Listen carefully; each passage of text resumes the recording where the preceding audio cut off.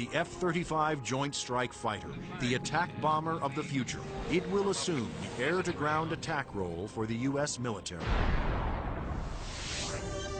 The F-35 can carry heavy weapons externally for maximum effect.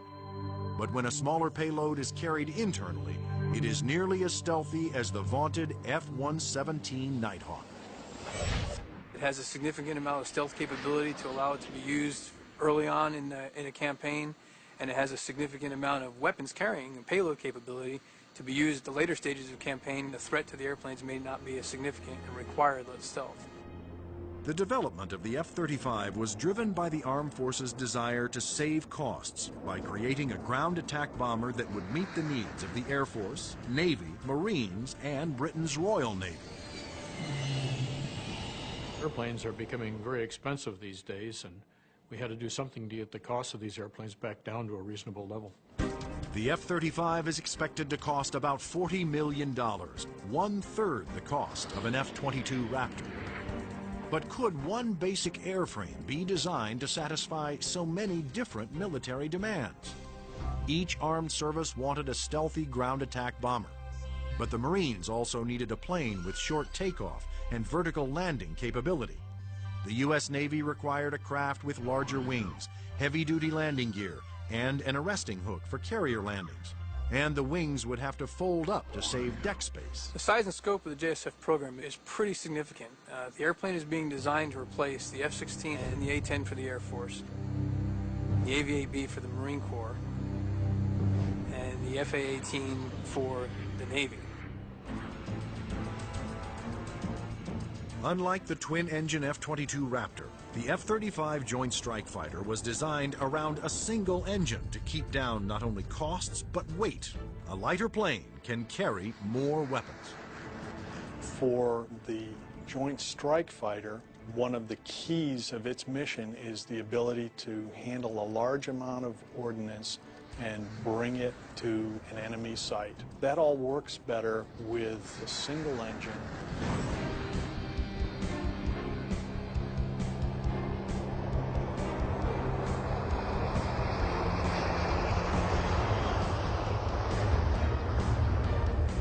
The Air Force version of the Joint Strike Fighter, the F-35A, made its first flight attempt on October 24, 2000.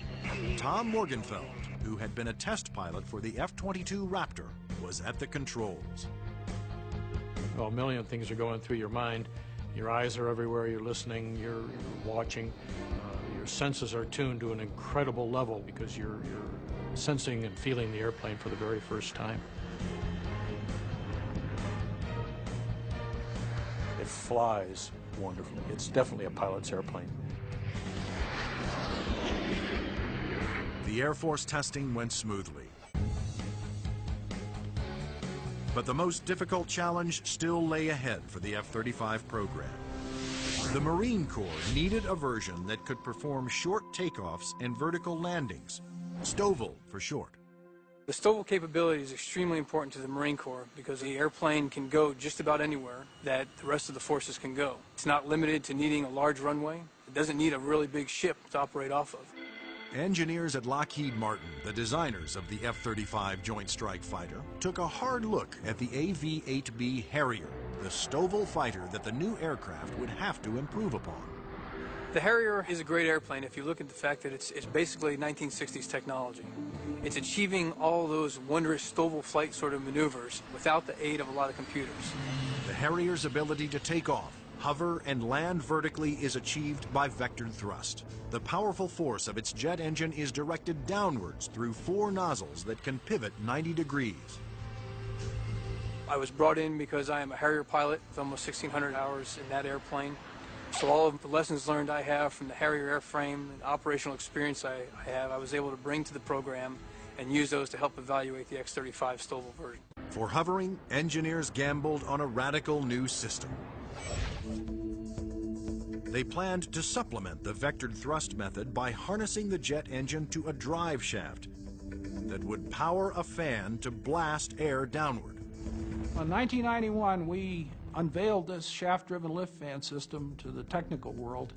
Some actually said, "You got to be kidding me. Are you guys serious?"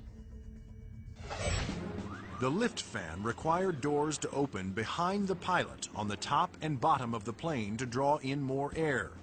The fan would blast air down midship, while the jet nozzle in back swiveled, blowing its powerful exhaust down to create a balanced lift force. The shaft-driven lift fan system allows you to harness a lot more energy out of what the engine is producing. But harnessing a jet engine to a drive shaft proved to be extremely difficult. The mechanical energy we were dealing with in the shaft-driven lift fan system was very large. We had 28,000 horsepower being transmitted from the drive shaft from the main engine to the lift fan. And that's similar to the power going through a U.S. naval destroyer.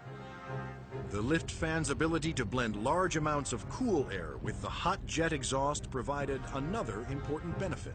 One of the things we learned in JSF was to combine the jet exhaust to get a lower combined temperature than the Harrier. This allowed us to avoid some of the problems with concrete, where the concrete would actually burst and explode under the high temperature and high jet exhaust from the Harrier. At the Lockheed Martin test facility in Palmdale, California, the revolutionary lift fan system was put to the ultimate test, in the air. If the lift fan failed during hover, the plane would crash.